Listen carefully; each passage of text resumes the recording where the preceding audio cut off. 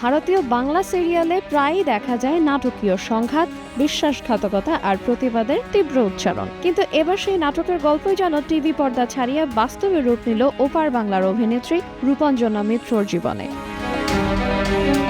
পশ্চিমবঙ্গে চলছে বিধানসভা নির্বাচনের উত্তাপ। রাজনীতির সেই উত্তাপের মুখে ব্যক্তিগত আক্রমণের শিকার হয়েছেন সিনেমা ও টেলিভিশনের পরিচিত মুখ রূপঞ্জনা। সামাজিক যোগাযোগ মাধ্যমে অশ্লীল মন্তব্য, কুরুচিকর ভাষা, এমনকি ধর্ষণের হুমকিও পেয়েছেন তিনি। বেসামাল পরিস্থিতির মুখে এবার আইনের দ্বারস্থ হয়েছেন তিনি। গত 27 এপ্রিল সাইবার ক্রাইম সেলে লিখিত অভিযোগ দায়ের করেন রূপঞ্জনা। তার অভিযোগ, হুমকি, মানহানি, সাইবার বুলিং এবং পরিকল্পিত হেনস্থার শিকার হচ্ছেন তিনি। তাই ঘটনার নিরপেক্ষ তদন্ত এবং দোষীদের শাস্তি চান এই অভিনেত্রী।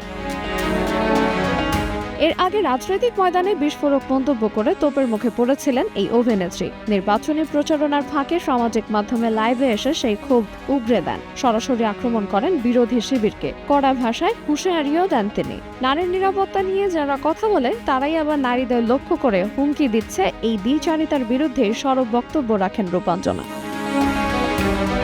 পশ্চিমবাংলায় অভিনয় জগতে দীর্ঘদিনের পরিচিত মুখ রূপঞ্জনা মিত্র। টেলিভিশন ধারাবাহিক থেকে বড় পর্দার সব ক্ষেত্রেই নিজের সরব উপস্থিতির জানান দিয়েছেন তিনি। কিন্তু এবার তার লড়াই অভিনয়ের নয়, বাস্তবের মঞ্চে, নিজের সম্মান ও নিরাপত্তার জন্য। স্বাধীনতা আর ব্যক্তিগত আক্রমণের সীমারেখা কোথায়, সেই প্রশ্ন যেন নতুন করে সামনে আনলেন রূপঞ্জনা।